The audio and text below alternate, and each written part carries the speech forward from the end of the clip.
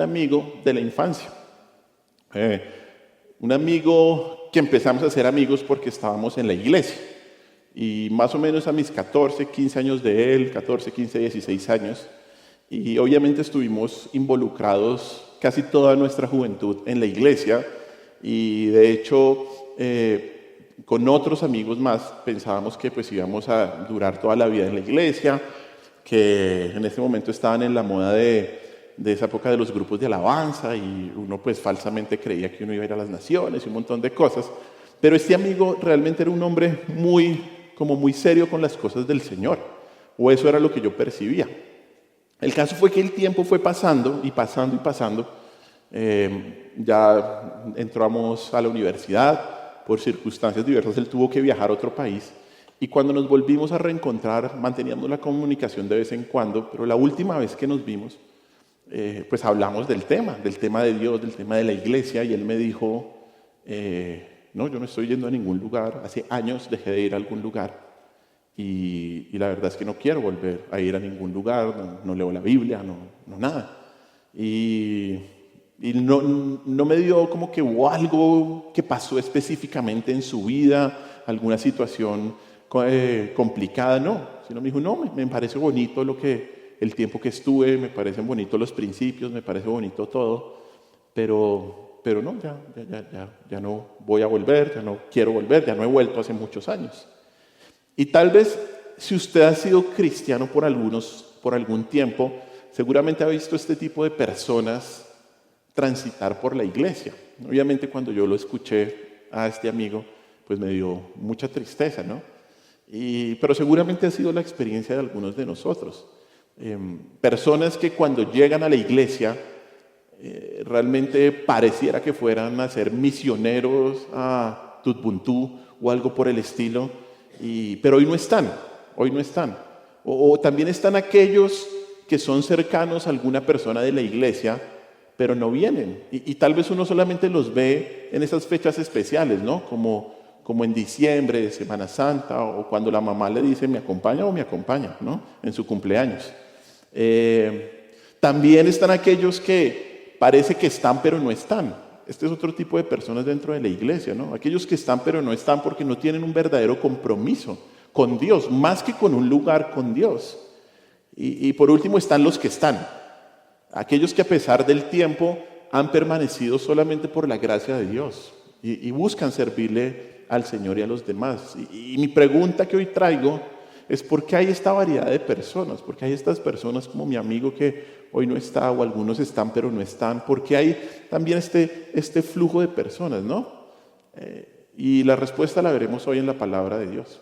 Vamos a estudiar una parábola muy conocida que nos habla de 4 tipos de personas con respuestas diferentes a la palabra de Dios.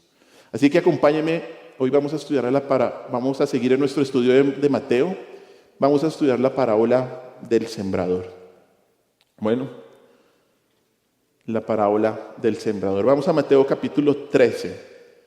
Y como recuerda, hace 8 días estudiamos los versículos del capítulo 13, los versículos del 10 al 17, porque ahí el Señor daba la explicación de por qué iba a empezar a hablar en parábolas. Y la parábola del sembrador está como rodeando la explicación de por qué parábolas. Entonces vamos a leer primero los versículos del 1 al 9 y luego saltamos al versículo 18 y leemos hasta el 23. Dice Mateo capítulo 13, versículo 1. Dice así: Aquel día salió Jesús de la casa y se sentó junto al mar. Y se le juntó mucha gente. Y entrando él en la barca se sentó y toda la gente estaba en la playa. Y les habló muchas cosas por parábolas, diciendo: He aquí el sembrador salió a sembrar. Y mientras sembraba, parte de la semilla cayó junto al camino. Y vinieron las aves y la comieron. Parte cayó en pedregales, donde no había mucha tierra, y brotó pronto porque no tenía profundidad de tierra.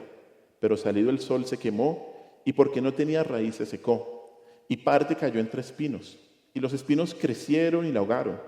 Pero parte cayó en buena tierra, y dio fruto, cual a 100, cual a 70, y cual a 30 por uno. El que tiene oídos para oír, oiga. Vamos al versículo 18. Oíd pues vosotros la parábola del sembrador. Cuando alguno oye la palabra del reino y no la entiende, viene el malo y arrebata lo que fue sembrado en su corazón. Este es el que fue sembrado junto al camino. Y el que fue sembrado en pedregales, este es el que oye la palabra y al momento la recibe con gozo, pero no tiene raíz en sí, sino que es de corta duración, pues al venir la aflicción o la persecución por causa de la palabra, luego tropieza. El que fue sembrado entre espinos, este es el que oye la palabra, pero el afán de este siglo y el engaño de las riquezas ahogan la palabra y se hace infructuosa. Mas el que fue sembrado en buena tierra, este es el que oye y entiende la palabra y da fruto y produce a 100, a 60 y a 30 por uno. Oremos. Señor, te damos gracias por tu palabra, Dios. Tu palabra que es verdad y que santifica, Señor. Tu palabra que es inspirada, que no tiene error, Dios. Tu palabra, Señor, que es una semilla que busca brotar, Dios. Pero como nos damos cuenta, hay diferentes tipos de terrenos, de diferentes tipos de personas, Señor. Y sabemos, Dios, por lo que hoy vamos a estudiar, que entender esta parábola nos debe llevar a humillarnos delante de ti, a tomar las cosas tuyas en serio, Señor. Yo te lo pido, mi Señor Jesucristo. Y te pido, Señor, Espíritu Santo, que tú nos ilumines para entender lo que dice el texto. Como siempre te lo pedimos, no para hablar y ni para pensar lo que nosotros creemos, sino solamente lo que dice tu texto, lo que dice tu palabra inspirada. Te damos muchas gracias, mi Señor Jesús, y en tu nombre hemos orado. Amén. Esta es la primera parábola de una serie de 7 parábolas que el Señor Jesús va a hablar en Mateo capítulo 13. Y como vimos hace 8 días, los versículos 10 al 17, el Señor explica por qué empieza a hablar en parábolas en este momento.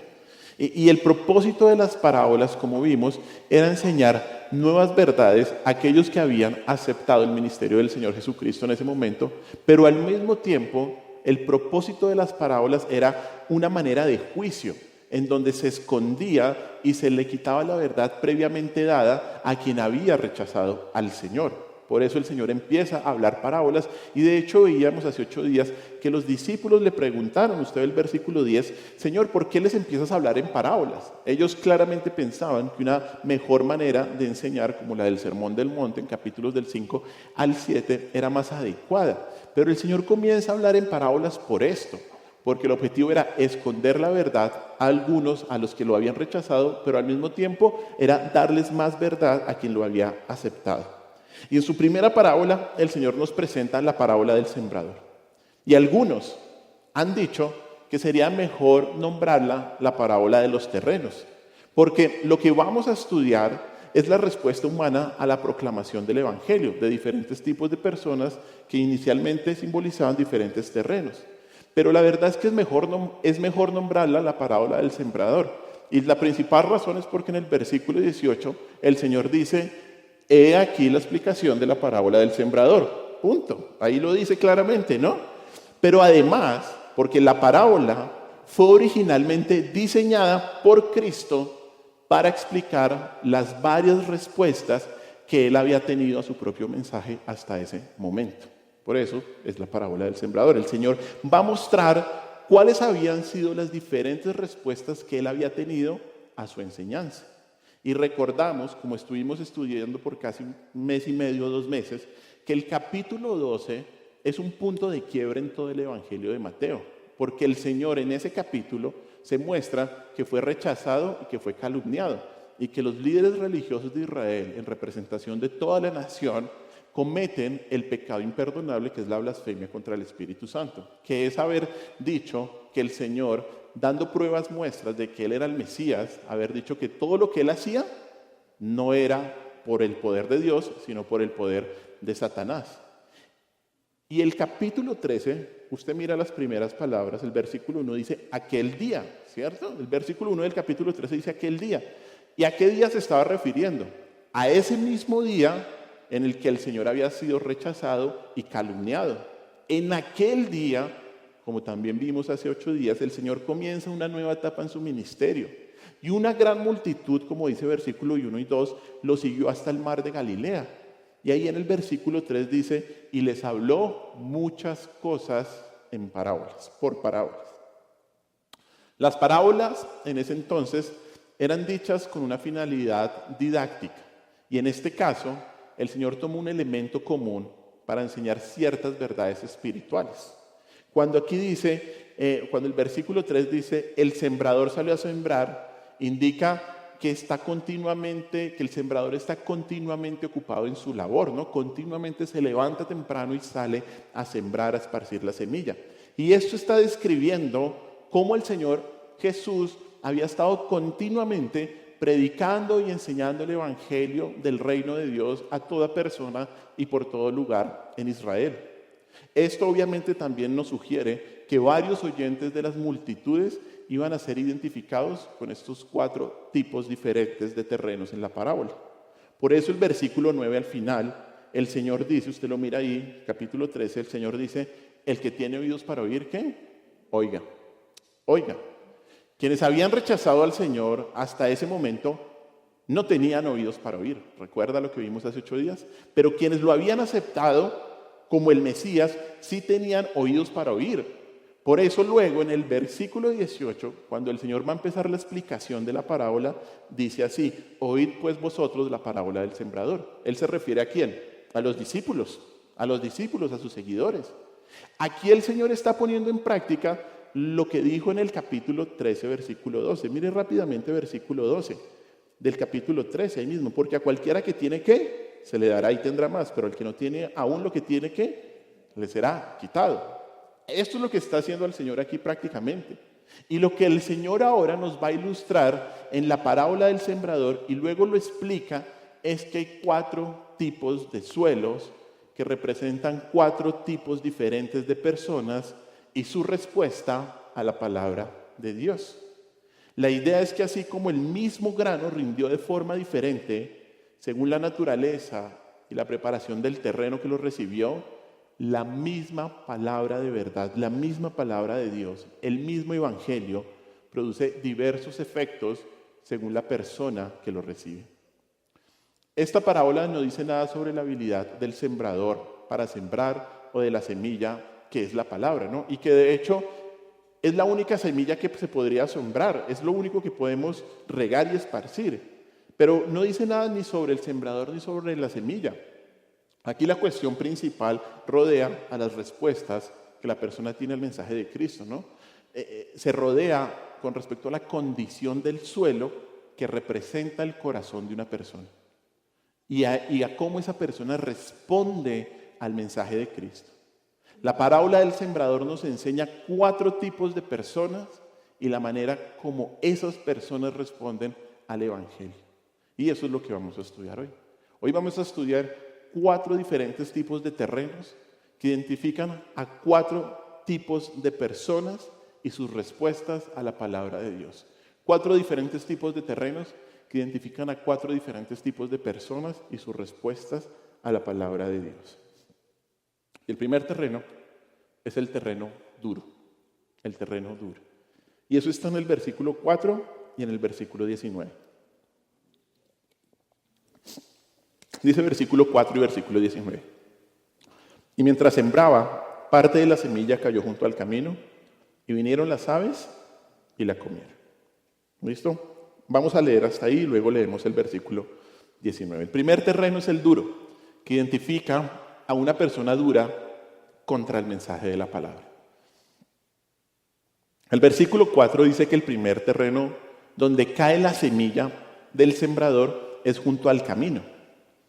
En aquella época, los caminos atravesaban los sembrados, los terrenos cultivados. De hecho, en el capítulo 12, versículo 1, vemos que el Señor Jesús está caminando por esos sembrados y toma espigas y se las come y por eso lo acusan de haber comido o de cultivar algo en el día del sábado. En esa época los caminos atravesaban esos terrenos cultivados y cuando el sembrador esparcía el grano, parte del grano caía en esos terrenos que no estaban arados, porque la manera como el sembrador esparcía el grano es que tenía toda la semilla aquí como en una alforja, cogía una manotada y esparcía así. Entonces, ese grano, esa semilla podía caer en esos lugares donde la gente transitaba, que eran superficies endurecidas. Bueno, también endurecidas porque por mucho tiempo las personas habían estado caminando por ahí. El grano que caía sobre este terreno duro era fácilmente identificado por las aves, que tenían una vista pues increíble, ya que el grano permanecía y no entraba en la tierra, y esas aves podían venir y comerlo, como dice ahí en el texto, ¿no? Dice que la semilla cayó junto al camino y vinieron las aves y la comieron. Bueno, el Señor va a explicar en el versículo 19 que este suelo representa a una persona que, mire lo que dice el versículo 19, que cuando alguno oye la palabra del reino y no la entiende, viene el malo y la arrebata, y arrebata lo que fue sembrado en su corazón. ¿Listo? Ahí nos empieza a identificar claramente quién es la persona junto al camino, ¿no? O en el camino. Oye la palabra del reino y no la entiende. La semilla obviamente es la palabra del reino y representa en este punto no solo las buenas nuevas concernientes a que Jesús era el Mesías, a que Él era el enviado de Dios, sino también a toda la instrucción que Jesús había podido dar hasta ese momento, como la que vemos en los capítulos del 5 al 7 sobre el Sermón del Monte. Esta expresión que dice ahí, que oye y no entiende, dice, cuando alguno oye la palabra y no la entiende, nos remite directamente a la sección anterior de Mateo 13. Nos remite directamente a la profecía de Isaías que Jesús mencionó en la sección anterior, la cual se refiere a todos aquellos que habían escuchado en la época del Señor Jesús, pero rechazaron el mensaje de Cristo. De hecho, mire versículo 14 y 15 de ahí del capítulo 13. Mateo 13, 14 y 15. Dice ahí, de manera que se cumple en ellos la profecía de Isaías. ¿En quiénes? ¿En quiénes? En los dirigentes judíos que habían rechazado al Señor. Una vez más, de manera que se cumple en ellos la profecía de Isaías que dijo, de oído oiréis y no entenderéis, y viendo veréis y no percibiréis. Y 15, porque el corazón de este pueblo se ha engrosado y con los oídos oyen pesadamente y han cerrado sus ojos para que no vean con los ojos y oigan con los oídos y con el corazón entiendan y se conviertan y yo los sano. La semilla que cae en este terreno endurecido ilustra la manera como la palabra del reino del Señor Jesús ha caído en los corazones endurecidos de los dirigentes de Israel y de todos aquellos que seguían lo que ellos decían. Y así como las semillas que ven, como las aves que ven la semilla en el terreno sólido, se la comen, el versículo 19 dice que el malo, o sea, Satanás, arrebata lo que fue sembrado en el corazón. Esa palabra arrebata sugiere la actividad continua de Satanás de arrebatar, de quitar, de tergiversar, de distorsionar, de alterar, de desfigurar la palabra de Dios cuando las personas la rechazan. Viene un rechazo inicial de las personas, pero luego llega Satanás y arrebata lo que fue dado, ¿no? Y aunque esta frase que dice aquí, lo que fue sembrado en su corazón, ahí en el versículo 19, puede dar la impresión de que el mensaje ha sido recibido en el interior, la alusión en Isaías muestra otra cosa. Recuerda ahí el versículo 15 dice que tienen el corazón ¿cómo? Engrosado. Tiene el corazón engrosado. O sea, ¿esto qué significa? Que el mensaje alcanzó a llegar a la superficie del corazón, pero no penetró, así como la semilla esparcida no puede entrar y echar raíces en el suelo endurecido. Es imposible. No entra por nada del mundo. Obviamente, esto es una clara referencia, y esto es lo que nos muestra todo el contexto, es una clara referencia a los oyentes de corazón endurecido que rechazaron al Mesías y su mensaje cuando estuvo en la tierra, a pesar de las innumerables muestras que el Señor Jesús les dio de que sí era el Mesías y el Salvador. Este primer terreno es una clara descripción de todos aquellos que hoy en día son duros e insensibles a la palabra. El mensaje del Evangelio no puede arraigarse en sus vidas, no puede arraigarse esas personas porque su corazón está endurecido como el pavimento, y además el maligno arrebata la poca palabra que pueden escuchar. El corazón de este tipo de personas es duro como un diamante. Su corazón nunca se hará por la introspección, nunca se hará por el autoexamen, Nunca viene la contrición. El corazón de estas personas nunca se puede arar por la evaluación honesta de la culpa o por la necesidad del arrepentimiento. Estas personas no quieren entender los misericordiosos razonamientos de la gracia, ni tampoco quieren entender los temibles terrores del juicio. Nada de eso hace que el corazón sea un corazón apto para la buena semilla. Estas personas escuchan las buenas nuevas del Evangelio, pero lo que oyen no les impacta el alma. La palabra les entra por un oído y les sale por el otro. Y es que, hermanos, el cristianismo no se puede comprender verdaderamente hasta que no se esté dispuesto a recibirlo. No se puede. Ese tipo de personas no responden al mensaje, están totalmente encallecidas. Y déjeme darle algunos ejemplos en la Biblia. Mire, por ejemplo, Marcos 6:20. Dice Marcos capítulo 6, versículo 20, hablando de Herodes. Mire lo que dice Herodes, o de Herodes. Porque Herodes temía a Juan, sabiendo que era varón justo y santo, y le guardaba a salvo. Y oyéndole, se quedaba muy perplejo, pero le escuchaba ¿qué? Increíble, ¿no? Y este mismo Herodes fue ¿quién? El que después le cortó la cabeza. Increíble, ¿no? O sea, es que es tenaz lo que dice. Temía a Juan. Era varón justo y santo. Él sabía que era varón justo y santo. Le escuchaba de buena gana. ¿Y después qué fue lo que le pasó? Una mujer le bailó bien y ¡pum! Lo mató. Increíble. Un corazón que a pesar de que escucha, que entiende, o bueno, parece que entiende, endurecido totalmente. Mire otros ejemplos. Hechos 24, 25. Vaya a Hechos capítulo 24, versículo 25. Mire lo que dice ahí. Hechos capítulo 24, versículo 25.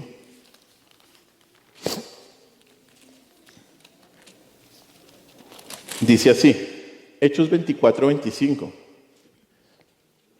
Mire, pero al disertar Pablo acerca de la justicia, del dominio propio y del juicio venidero, Félix, un gobernador, se espantó y dijo, ahora vete, pero cuando tenga oportunidad, ¿qué? Te llamaré.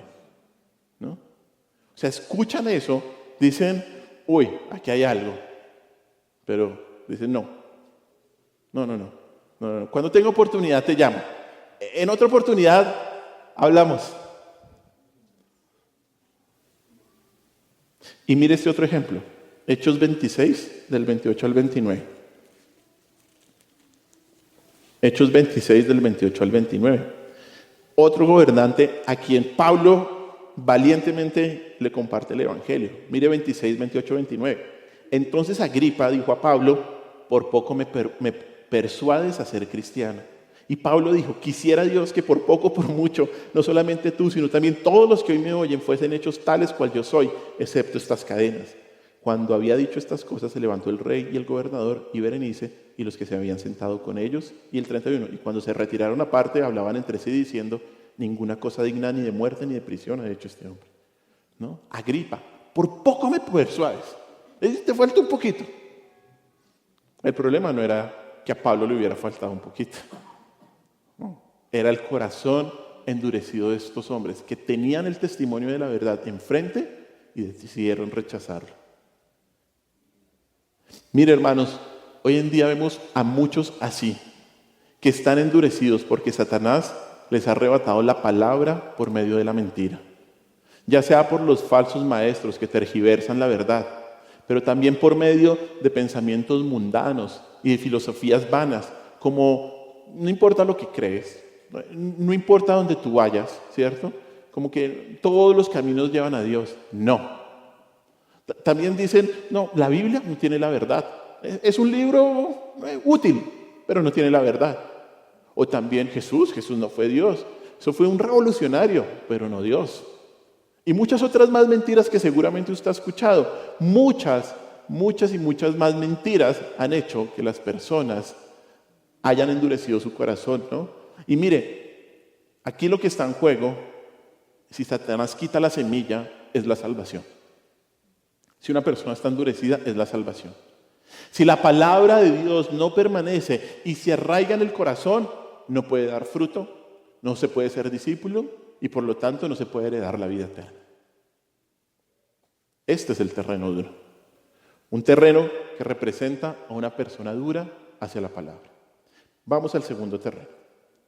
Y este terreno es el terreno superficial. Mire versículos 5 y 6, Mateo capítulo 13.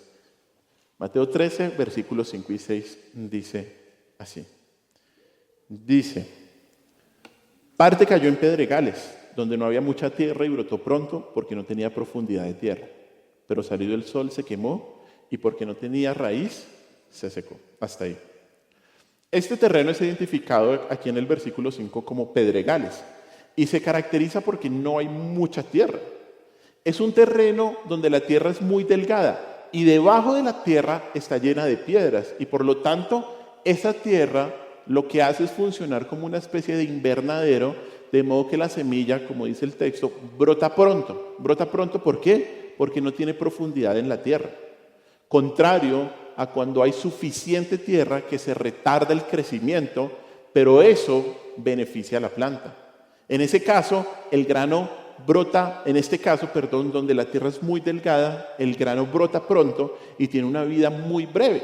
¿Y por qué tiene una vida muy breve? Dice ahí el versículo, ya que salido el sol se quemó y porque no tenía raíz, se secó. El problema en este terreno es que crece hacia arriba, pero no crece hacia abajo. En otras palabras, ¿qué? No tiene raíz, no tiene raíz. Hay un crecimiento rápido y un marchitamiento igualmente rápido. Porque el sol, que es tan beneficioso para el desarrollo de la planta, en este caso, ¿qué? Produce la muerte.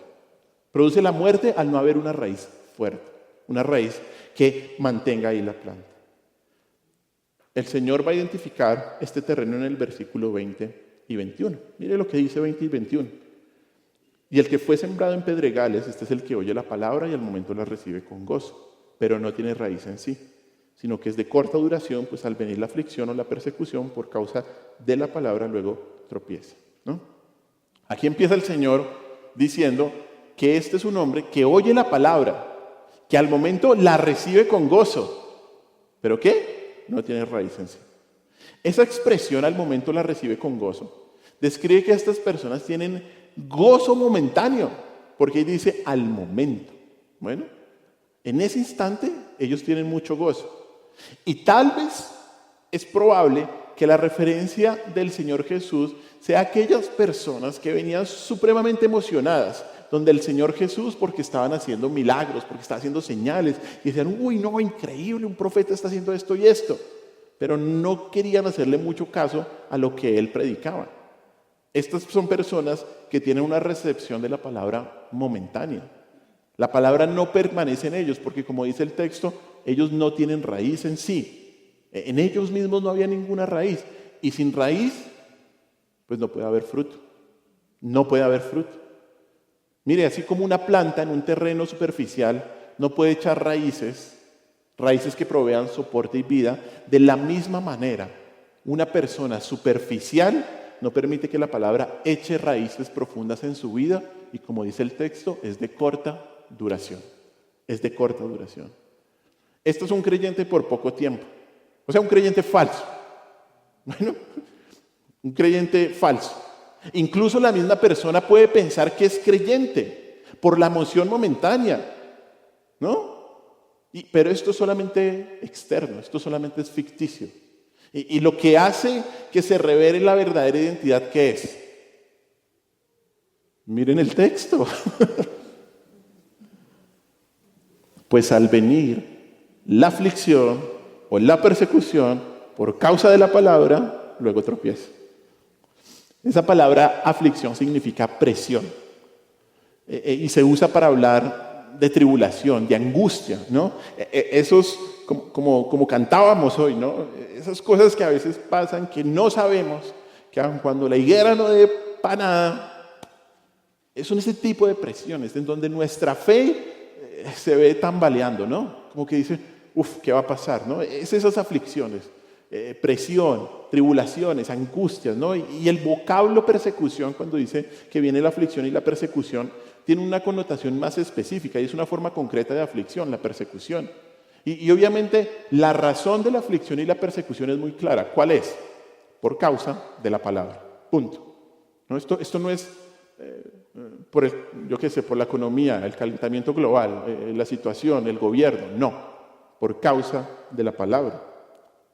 De hecho, ya el Señor había mencionado en capítulos anteriores, en el capítulo 10 lo vimos, en el capítulo 5 también lo vemos, que el Señor muestra que una señal de un verdadero discípulo es que va a soportar persecución, que va a soportar pruebas, que va a soportar aflicción por su nombre.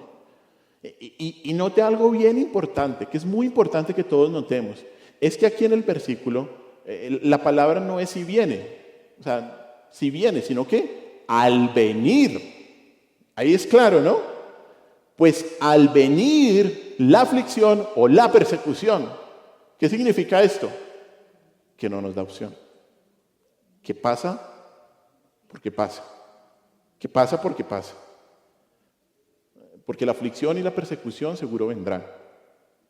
Pero mire, en vez de fortalecer la fe, las persecuciones, las aflicciones hacen que los superficiales, ¿qué? Tropiecen. Dice ahí, luego tropiecen.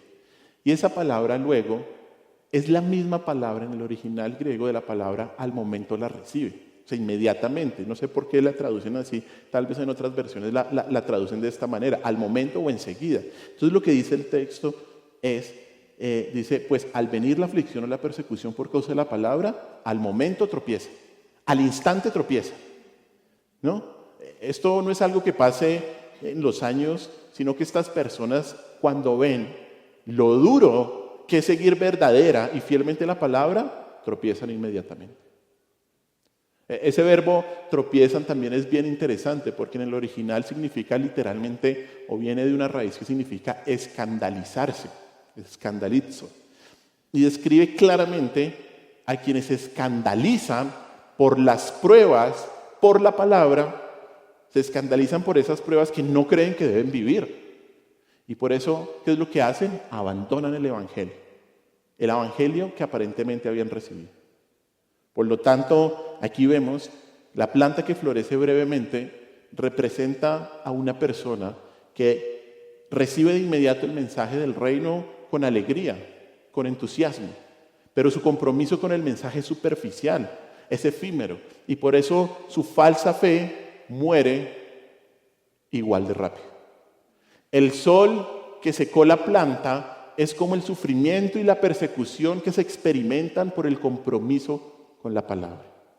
Este alto costo del discipulado hace que algunos receptores del mensaje renuncien a su compromiso y decidan abandonar a Cristo.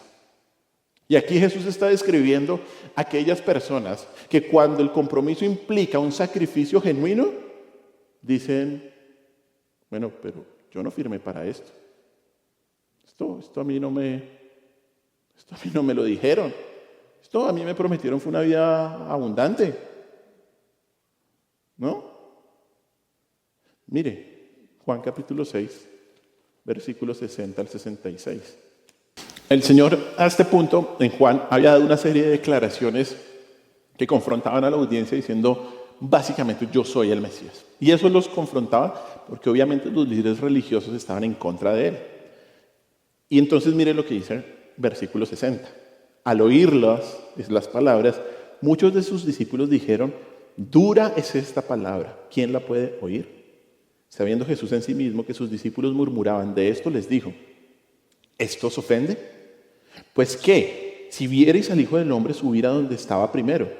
El Espíritu es el que da vida, la carne para nada aprovecha. Las palabras que yo os he hablado son espíritu y vida, pero hay algunos de vosotros que no creen. Y dice el narrador, porque Jesús sabía desde el principio quiénes eran los que no creían y quién le había de entregar. 65. Y dijo, por esto os he dicho, que ninguno puede venir a mí si no le fuera dado el Padre. Y mire el 66. Desde entonces muchos de sus discípulos volvieron atrás y ya no andaban con él. ¿No? Hubo algunos que andaban o que anduvieron con el Señor por un tiempo y después que dijeron, dura es esta palabra. esto está como complicado, esto está poniéndose pierna arriba, ¿no? Mire, así como la semilla plantada en un terreno superficial crece y se marchita rápidamente, así es el corazón de la persona superficial que se interesa y se impresiona rápidamente o fácilmente, pero no tiene una convicción profunda. No la tiene. Estos son aquellos que oyen, que reciben el mensaje y tal vez hagan una profesión de fe. Y a lo mejor se bautizan, pero son de corta duración. El evangelio causará en este tipo de personas cierta impresión positiva y emocionante. Y parecerán personas sumamente prometedoras por un tiempo, sumamente prometedoras. Pero mire, esta emoción puede venir de la novedad de escuchar algo nuevo, de una apropiación autoengañada de sus consuelos, de sus esperanzas, de la simple simpatía hacia parientes o amigos, e incluso de nociones completamente erróneas de Dios y de la palabra. Tal vez este tipo de personas escucharon que seguir a Jesús resolvería mágicamente todos sus problemas y que Jesús ofrece una vida abundante. Así que de esa manera la persona responde positivamente y emocionalmente. Pero esto es eso nomás. Solo vanidad de vanidades. Esto es pura emocionalidad que nos salva. Y mire, la iglesia está llena de este tipo de personas. Personas que han sido impulsadas por líderes que solo buscan crear una experiencia emocional en cada reunión. Pero esta emoción solo muestra un crecimiento efímero, un crecimiento de un día para el otro. Y al más leve obstáculo por causa de la palabra, eso les hace tropezar. Y la más mínima aflicción les hace renunciar a su profesión de fe. Los oyentes superficiales escuchan la palabra, pero no permiten que las raíces del quebrantamiento, del arrepentimiento y del perdón de Dios los arraiguen a la fe. Y luego, ¿qué es lo que hacen? Se alejan. Y mire, no es que estos hayan perdido su salvación, ya que no podían perder lo que nunca tuvieron. Es que estas personas nunca fueron verdaderamente salvos, ya que nunca hubo fruto que indicara una raíz en el Evangelio. Y hermanos, y usted lo debe saber, la misma palabra que causa gozo es la misma palabra que produce aflicción. La misma palabra. Es la misma palabra causante de la persecución.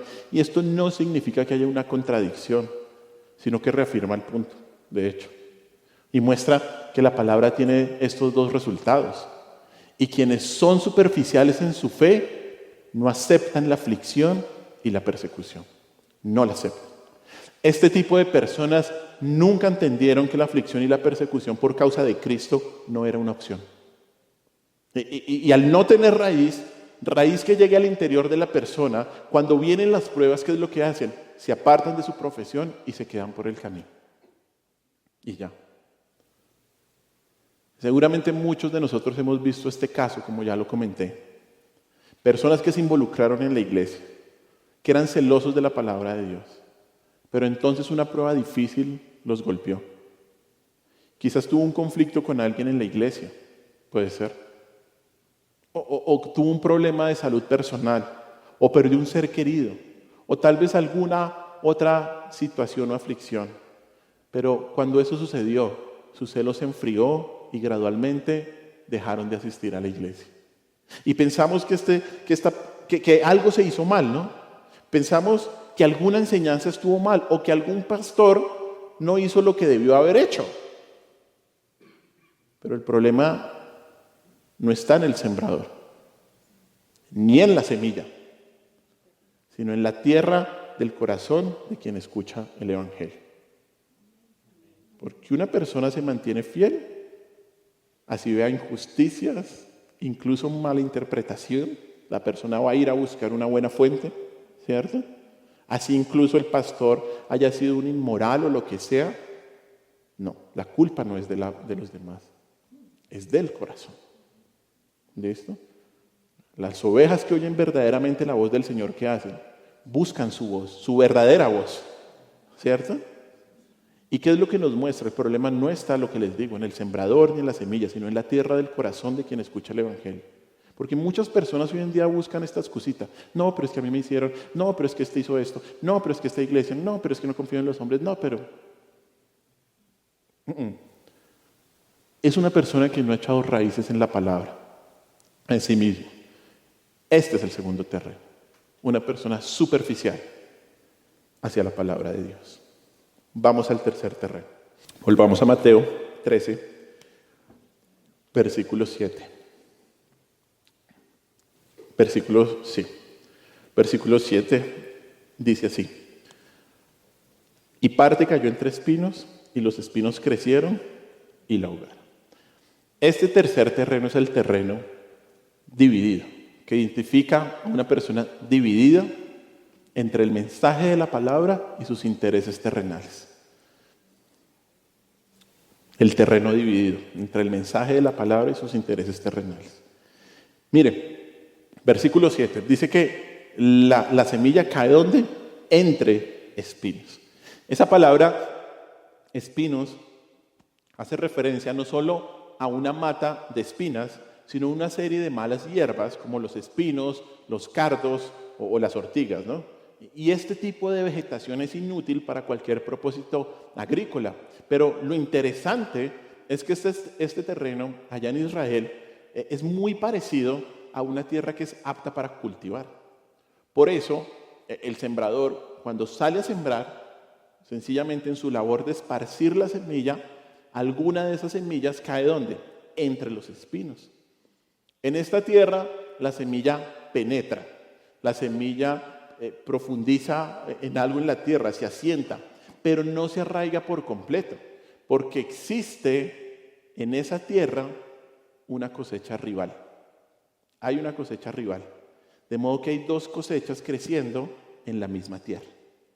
Y la naturaleza de los espinos, ¿sabe cuál es?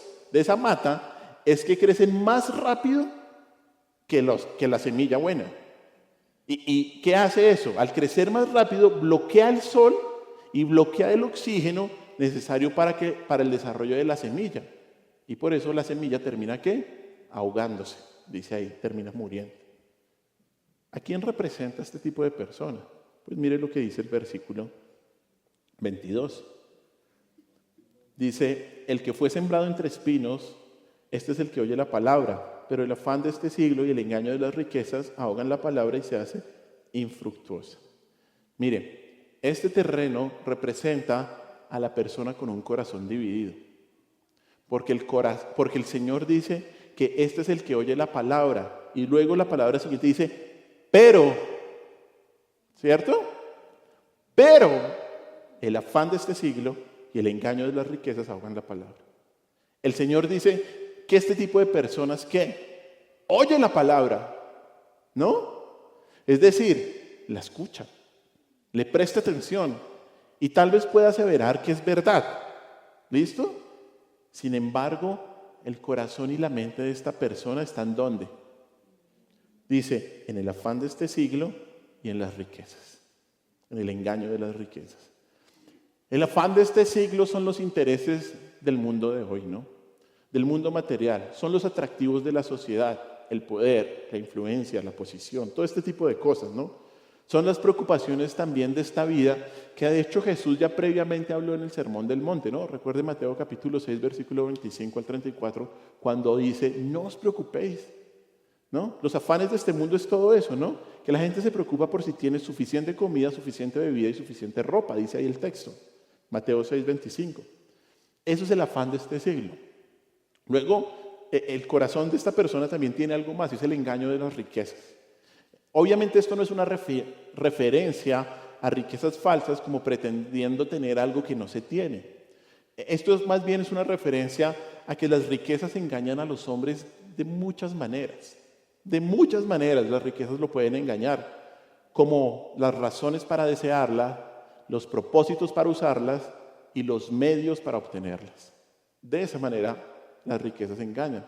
Las razones para desearlas, los propósitos para usarlas y los medios para obtenerlas. Entonces, lo que el Señor nos dice aquí en el texto es que el afán de este mundo, el engaño de las riquezas, producen ¿qué? Una división en el corazón.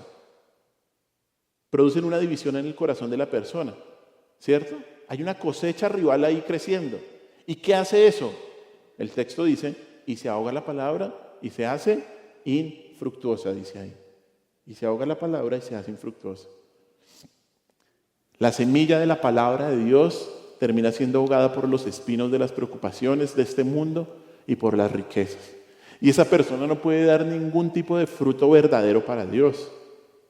Y un cristiano infructuoso, pues no es cristiano en absoluto. Punto. Porque así como el fruto es evidencia de la vida en la planta, ¿cierto? Es evidencia de la raíz. El fruto espiritual es la evidencia de que uno está verdaderamente, ¿qué? Arraigado en Cristo. Arraigado en Cristo. Aquí el Señor se refiere a quienes pudieron responder positivamente a su mensaje, obviamente, pero al darse cuenta que el llamado del Señor era una vida de negación y privación de los placeres de este mundo, prefirieron los deseos terrenales, no los deseos celestiales, ¿no? Prefirieron los tesoros terrenales y no los celestiales. Y decidieron ¿qué? Darle la espalda al Señor. ¿Se acuerda del joven rico? Que cuando el Señor le dijo que si quería seguirlo tenía que vender todas sus posesiones, él se entristeció,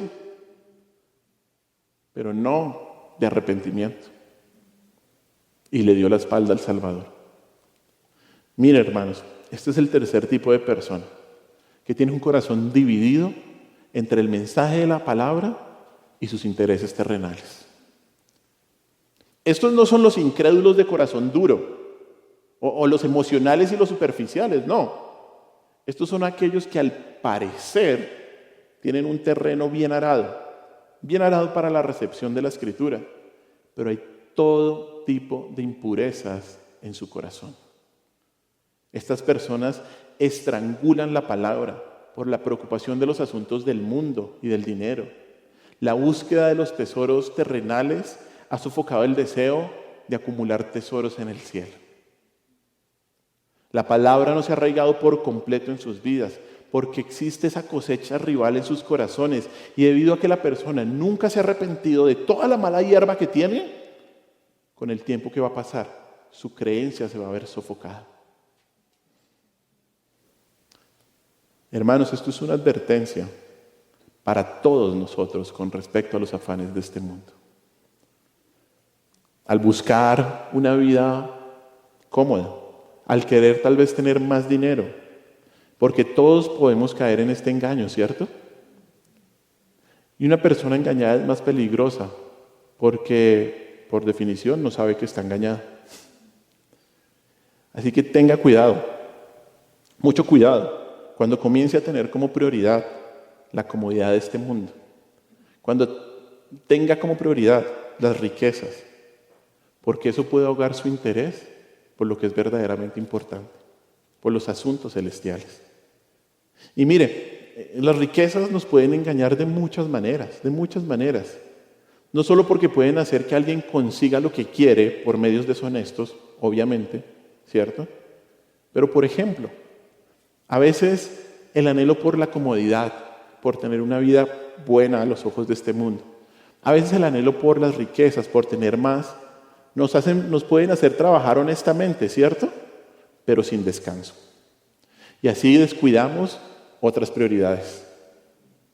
Prioridades como la palabra de Dios. Prioridades tan importantes como la familia. Prioridades como la congregación, la iglesia. O tal vez alguien piensa que las riquezas garantizan su futuro, cuando la palabra dice que las riquezas son realmente transitorias, hermanos.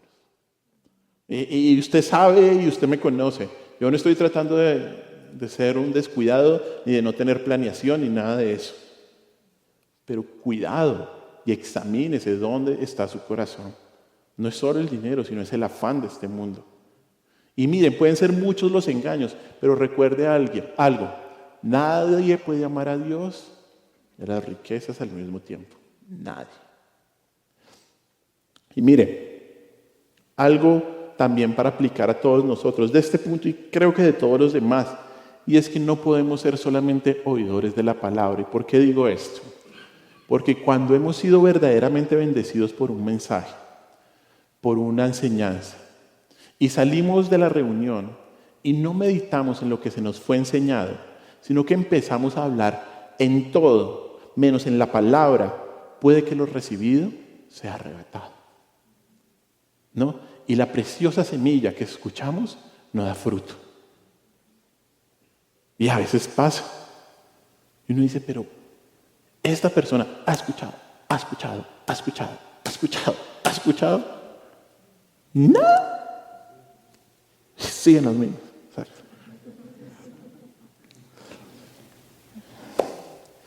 Hermanos, cuando la palabra sea sembrada en usted, cuando usted escuche la palabra como es, recíbala con alegría, medítela atentamente, háblela a otros, memorícela y luego permita que produzca fruto en su vida. Este es el tercer terreno, que identifica una persona dividida entre el mensaje de la palabra y sus intereses terrenales. Dice versículo 8, Mateo 13. Pero parte cayó en buena tierra y dio fruto, cual a 100, cual a 60 y cual a 30 por uno. Este cuarto terreno es el terreno preparado, que identifica una persona preparada al mensaje de la palabra. En este terreno, el Señor nos dice que la semilla cae en buena tierra. Y aquí la semilla profundiza en el suelo sin ser pisoteada, como dicen otros relatos, y sin ser vista por los pájaros que se la coman. Sus raíces penetran profundamente porque es una buena tierra que ha sido limpiada de las piedras y de los espinos. Jesús dice que una tierra así lleva fruto, dice ahí el texto, versículo 8, cual a 100, cual a 60 y cual a 30 por uno. Este porcentaje no se refiere al número de semillas que cada semilla produjo. Bueno, la expresión se refiere a la ganancia sobre la inversión financiera del agricultor, del sembrador. ¿Listo? Un poquito, el contexto es que por cada denario, por cada peso, digámoslo así, de la época, por cada denario gastado en semillas, él ganaba 100 denarios en la venta de sus cosechas. Algo así. 10 veces, como dice, bueno, el texto no lo dice, 10 veces sería una ganancia muy buena. Pero aquí dice que produce 30, podría producir a 30, 60, y eso sería algo espectacular. Obviamente sería una ganancia asombrosa. En el versículo 23, el Señor dice que este terreno identifica a quién. Mire, ven, mas el que fue sembrado en buena tierra, este es el que oye y entiende la palabra. Oye y entiende la palabra. ¿Listo? Esto significa que esta persona tiene su corazón, ¿qué? Preparado para oír y entender el mensaje de modo que pueda atesorarlo y obedecerlo. No es solamente un entender de conocimiento, sino que en la Biblia el entender es un entender para obediencia. Aquí el Señor probablemente se está refiriendo a sus discípulos. Ellos que han sido bienaventurados, como dice versículos atrás, porque sus ojos ven, porque sus oídos han escuchado la palabra, ¿no? Estas son personas con un corazón también, pero también preparado, que cuando escuchan el Evangelio, dice el texto, ¿qué hace? Da fruto. Da fruto. Dar fruto es ¿qué? Es la evidencia de una conversión genuina, hermanos. Y esto es una acción continua. O sea, esa semilla, esa planta, ese terreno más bien está dando fruto continuamente. No solo al inicio de su vida cristiana, no solo emocionalmente hablando, ¿no? De hecho, el pasaje paralelo en Lucas 8:15 dice, da fruto con perseverancia. Acompáñenme ahí rápidamente, que es donde otro evangelio donde se cuenta la misma parábola. Lucas 8:15.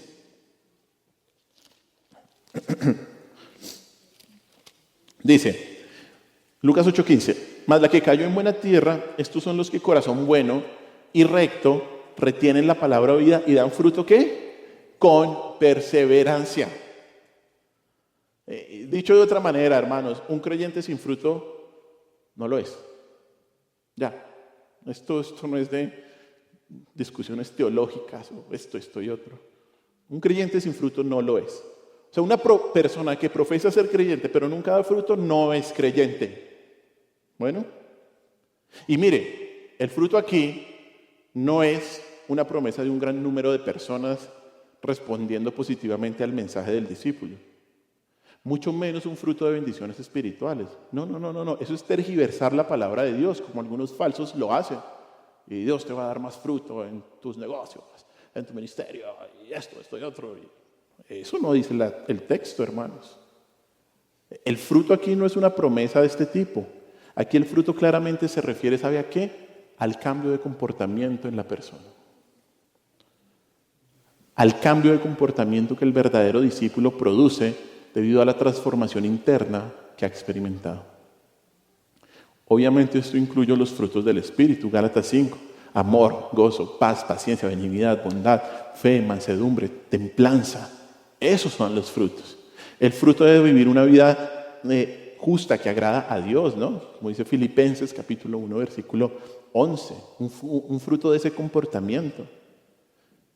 Y mire, también el texto nos dice que la cantidad producida de fruto varía de una persona a otra, de un discípulo a otro. Y el Señor lo dice ahí claramente cuando Él menciona y produce a 100, a 60 y a 30 por uno. Como se mencionó, cualquier cantidad de más de 10 veces sería una buena ganancia para el agricultor. Eso ya es una muy buena cosecha. Bueno, y obviamente mientras aquí el Señor enseña lo que nos damos cuenta por experiencia, y es que no todos los creyentes son igualmente fructíferos, Él está dando a entender que el fruto es el resultado de lo que se espera de la fe. Bueno, el fruto es el resultado de lo que se espera de la fe. El fruto en nuestra vida debe ser evidente y no tan escaso que sea difícil de encontrar. Es que uno, a ver, pues revisemos a ver si usted es creyente. Como cuando uno dice, miremos a ver si esta mata de guayaba me va a dar guayaba. No, debe ser tan evidente que no sea difícil de encontrar, ¿no? Que uno diga, ¿será? Mire, ser fructífero es el resultado que se espera de la fe salvadora. Y esto puede ocurrir solamente en un corazón que está preparado. Que está preparado. Y hermanos, esta es otra enseñanza de muchas que nos ha dado esta parábola. Solo hay un terreno fructífero. Solo hay un terreno fructífero. Y eso ilustra a la persona que escucha la palabra, que la entiende, que la recibe en su interior, que es verdaderamente salvo y lo demuestra produciendo fruto. Aunque los creyentes no son salvos, escúchame bien esto, no son salvos por hacer buenas obras, aquellos que son verdaderamente salvos darán evidencia de su nueva vida en Cristo a través del fruto de obediencia. Mire este texto, Efesios 2, del 8 al 10. Dice, porque por gracia sois salvos por medio de la ley, y esto no de vosotros, pues es don de Dios. Amén, por medio de la fe. Porque por gracia sois salvos por medio de la fe, y esto no es don de Dios, ¿no? Esto no es de vosotros. Pero mire lo que dice a continuación, no por obras. Amén, ¿cierto? Para que nadie se gloríe. Y mire el 10. Porque somos hechura suya, creados en Cristo Jesús, para buenas obras, ¿no? O sea, el fruto es la evidencia de que hemos sido salvados. De que por gracia y solamente por gracia, no por obras, hemos sido salvados. Aquellos que son buena tierra para la palabra darán fruto al apartarse humildemente de sus pecados y aceptar de todo corazón al Señor Jesús como Salvador y como Rey de sus vidas. La autenticidad de su fe se demostrará por el abundante fruto de sus vidas transformados al vivir en obediencia y al vivir en fe. Y obviamente no todos producen la misma cantidad de fruto, pero todos los verdaderos creyentes producirán algún fruto como evidencia de su vida espiritual. Los frutos de la gracia en los creyentes son de la misma calidad, claramente, tal vez no de la misma cantidad. Pero quien ha sido sembrado en buena tierra, produce fruto, siempre. Este es el terreno final.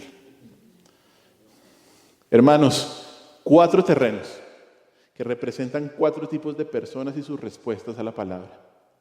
Estas personas las vemos en la iglesia todo el tiempo. Yo como pastor no soy tan iluso de pensar que todos están en el cuarto terreno. ¿Por qué? Porque lo dice la Biblia. Bueno, y esto no se trata de un sablazo para los... Pero sí es una advertencia, hermanos. Ténganlo muy en cuenta. Esto sí es una advertencia para quienes escuchen la parábola y la tomen en serio, para evitar una fe superficial. Mucho cuidado. Y mire, ¿cuál es nuestra esperanza? Con nosotros y con a los que les hemos predicado la palabra. Sea cual sea el estado de nuestro corazón, podemos pedirle a Dios que nos conceda un nuevo corazón para aferrarnos a Él y demos fruto con perseverancia. Dice Isaías que la palabra de Dios es como un martillo que golpea la piedra. Y la palabra de Dios lo puede hacer. Quebranta hasta el más duro corazón. Al mismo tiempo, esta parábola obviamente nos da un aliento en la proclamación de la palabra. Porque cuando la gente no responde como queremos o cuando esperamos, o cuando lo hacen superficialmente, o se alejan, no hay que desanimarse. El problema no reside en la predicación, sino en cómo escucha a la persona. Bueno, increíble, ¿no? Oremos. Señor, te damos gracias por este día y gracias por tu palabra, Dios.